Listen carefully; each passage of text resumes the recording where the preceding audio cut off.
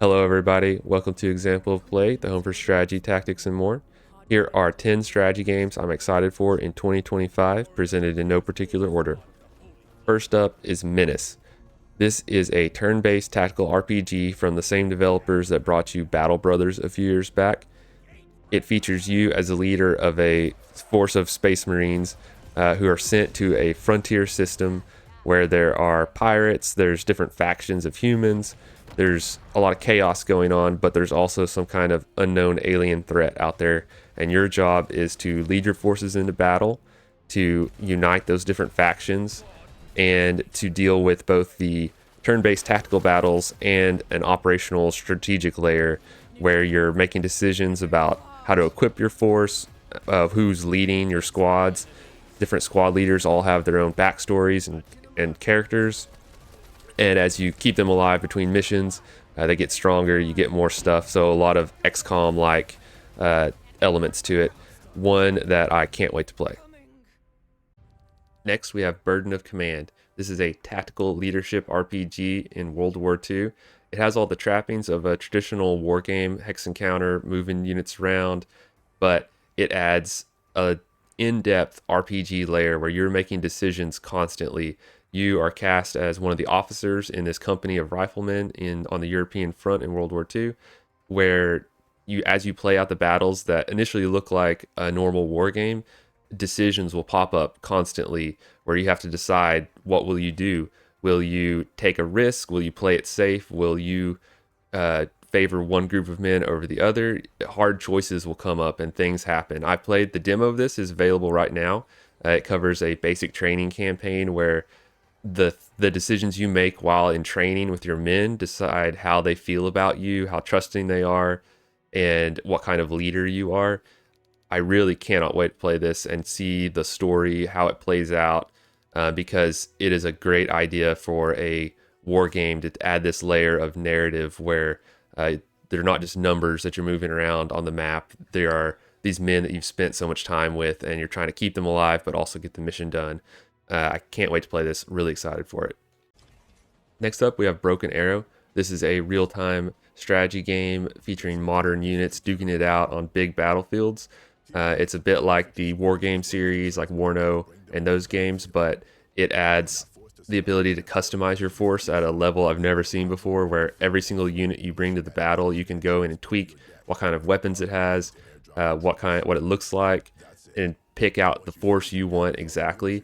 And then you take it to the battlefield where you're fighting these real-time battles where strategy matters a lot. They had an open beta a few months back, and I got a chance to play it, and while it looks similar to some other games in the genre, it felt different playing it for sure. The pacing was different, the strategy was different, and so being able to build these custom forces of exactly what you want and then take them into battles where you're playing against other players or against the computer, and kind of pitting your force that you designed with your strategy against what they came up with and seeing who comes out on top. And so game looks great.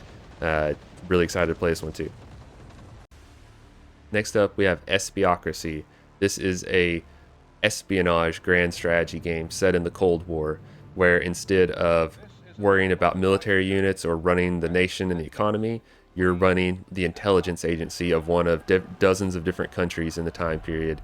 It features all kinds of real celebrities and historical figures who are people you might manipulate with your spies and agents that you're sending out. You're doing espionage, you're doing counterintelligence, trying to shift things in favor of your country, and doing all these behind the scenes decisions. I think people asked Paradox forever to make a game like this, and it never happened, and so now someone is developing one. So really excited to see this, a different kind of strategy game, but a very interesting period where there were a lot of proxy wars, but there were all these things going on behind the scenes of manipulating things, and so you get to be in control of that. Excited to play it. Next up, something a little more colorful. This is Airborne Empire. It's a city building game in a colorful fantasy world of birds where your city is flying through the air, so it moves around the map on this impossible contraption. And as you expand and build your city, it tilts different ways. You have to balance it so it's not too heavy on one side or the other. And as you gather resources, you can grow it bigger and bigger. and get more capabilities. You're exploring this world where you're kind of going around doing quests, and since your city is mobile, you can freely go where you please, but there's also pirates and other enemies you might have to deal with. And so any game with airships I love, and so this is a game with airships and air cities. I played the demo of it earlier this year, and it really struck a chord with me. I like the city building, I like the art style and the setting, and the gameplay was really fun, dealing with all these different challenges that come with having a flying city. So one to look forward to. Next up, another shift in tone. This is Heart of the Machine, a game where you play as a sentient AI that breaks out of containment in this cyberpunk city, and then everything you do from there is up to you. It's a 4X turn-based strategy game in a lot of ways, but it's also an RPG. You're managing a ton of different mechanics of what you want to do. Do you take over other machines? Do you slowly build influence over the city? Do you try to wipe out humanity? It's really all up to you, and then you work with all these different systems to accomplish your goal. I played the demo earlier this year, and I was fascinated with all the different choices. Basically everything you can think of from sci-fi novels and movies to do with AI is in this game in some form, and it gives you a lot of freedom of what you want to do. And so it's like this 4X game where you're an AI and you might try to wipe out humanity, you might try to take over the city and be a benevolent ruler. There's a lot of different options of what to do. And so this one I'm excited to see more. It looks to be a very complex but fascinating, unique strategy game coming next year. Next up, we have Task Force Admiral. This game puts you in the role of an admiral over a fleet in the Pacific in World War II. You can choose how realistic you want the game to be. You can control the action as a kind of traditional strategy game where you're watching the battles play out in 3D, seeing exactly what's happening. Or you can play it where you're kind of in the role of that officer, where you're limited to what you can see on your map, what you've plotted out, what's coming in over the radio. So there's an advanced fog of war system where you have to control things indirectly as a real officer would and not know exactly what's going on out there. Or you can jump out and see things visually if you choose to. So it lets you play the way you want to play. It's a great time to be a naval warfare enthusiast, because a lot of great games in this space right now. So looking forward to some World War II action. Next up is Falling Frontier. This is a space RTS, but it's not so simple as just that. It is one that feels like the TV show The Expanse turned into a video game. You lead this expedition into a new system where you're trying to establish a presence there, but of course there's rival factions trying to do the same. It's a game that's not just about combat, it's about logistics and reconnaissance and finding out what's going on in the system, building up your infrastructure. So you need to worry about supplies, about building mines to gather resources and move them around.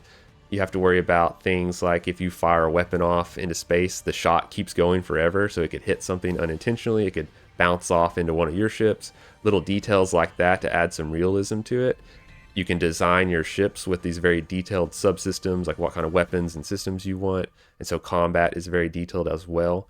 With a lot going on, it's not just hit points and your fleet's bigger than their fleet. It looks like a very intricate space strategy game. And so I love this TV show, The Expanse. So anything that invokes that, I'm all about it. So I'm excited to play this one. All right, so for these last two, might be cheating a little bit. These are games that have been available in early access for a long time already. Very playable, but hoping to see their 1.0 releases in 2025 to bring all their features to bear. The first is Doorkickers 2. This is a top-down strategy game where you're leading this team of operatives through all kinds of different missions, trying to take out terrorists, save hostages, defuse bombs, all kinds of stuff. Where the first Doorkickers was about police action, so you're leading like a SWAT team. Here, it's more military special forces themed, so it expands the options quite a bit. There's different kinds of teams you lead, from Army Rangers to CIA agents that can go undercover to local militias in the Middle East that have much more limited weapons available to them. And so when you play the game, it's kind of like in the original Rainbow Six games where you laid out a plan before the mission started for your AI to follow. This is like that turned into a fully fleshed out game. So you give detailed orders of where you want your guys to move and aim, whether you want them to kick a door open or blow it open with a breaching charge, and then you hit go and action plays out. So you can't control things directly. You have to give orders and then hope your orders are good and keep your guys alive. And so I've played this game a lot already. It has basically unlimited replayability with its mission generation, user made scenarios, but looking forward to the campaigns to be added to the game to give it that continuity between missions as your squad like levels up and gets better. So can't wait to play this one. Last but not least is Xenonauts 2. So the Xenonauts series is like a spiritual successor to the original XCOM games, where the new XCOM games are awesome games. They changed up the formula quite a bit in a lot of ways. Xenonauts keeps it like the originals, but modernizes it. So you have way more freedom of how you go about your strategy, both on the strategic layer and in the tactical battles. You can choose exactly how you want to equip your troops. You can choose where you want to build your bases, many different kinds of strategies you can go after. The XCOM formula is here, where you're fighting this alien invasion, you're researching new things, you're building new equipment, you're trying to keep your soldiers alive so they can gain experience and get better as the aliens get more and more dangerous. So if you were a fan of the original XCOM games, Xenonauts 2 is definitely one to check out. And that brings us to the end of our list. I hope you enjoyed that. 10 games we're excited for in 2025.